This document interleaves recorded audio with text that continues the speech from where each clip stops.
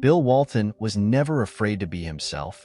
Larger than life, due only in part to his nearly 7-foot frame, Walton was a two-time NCAA champion at UCLA, a two-time NBA champion, a Basketball Hall of Fame inductee, and an icon on the court every game.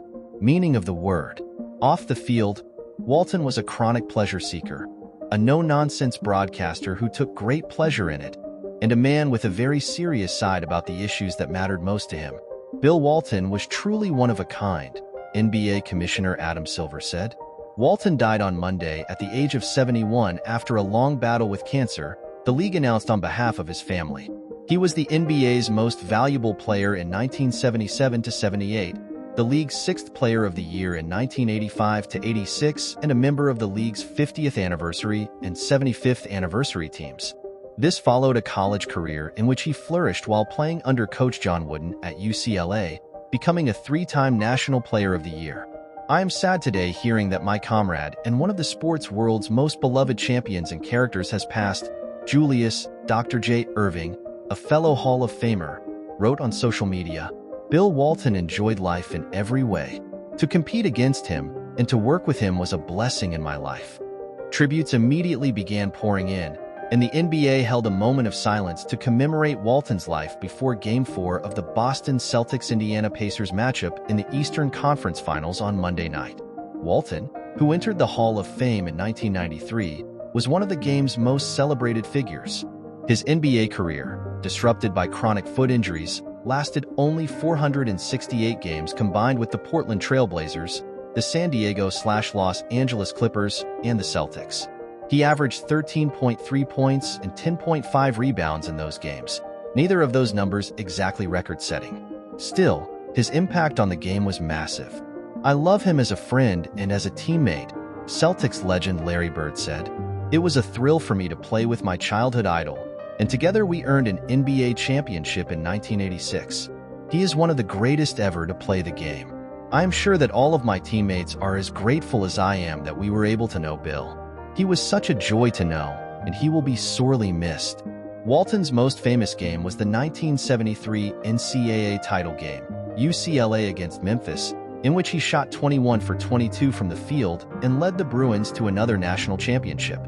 "One of my guards said, 'Let's try something else,'" Wooden told the Associated Press in 2008 for a 35th anniversary retrospective on that game. Wooden's response during that timeout: "Why? If it ain't broke, don't fix it." They kept giving the ball to Walton, and he kept delivering in a performance for the ages. It's very hard to put into words what he has meant to UCLA's program, as well as his tremendous impact on college basketball, UCLA coach Mick Cronin said Monday. Beyond his remarkable accomplishments as a player, it's his relentless energy, enthusiasm for the game, and unwavering candor that have been the hallmarks of his larger-than-life personality. It's hard to imagine a season in Pauley Pavilion without him. When Walton retired from the NBA, he turned to broadcasting, something he never thought he could be good at, and an avenue he sometimes wondered would be possible for him, because he had a pronounced stutter at times in his life. Turns out, he was excellent at broadcasting.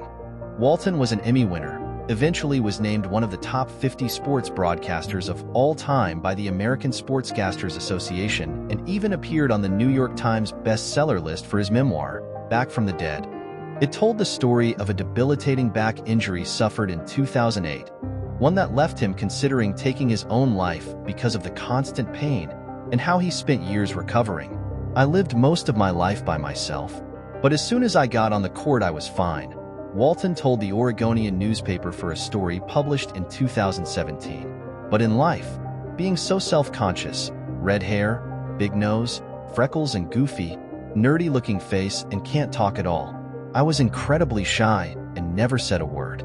Then, when I was 28, I learned how to speak. It's become my greatest accomplishment of my life and everybody else's biggest nightmare."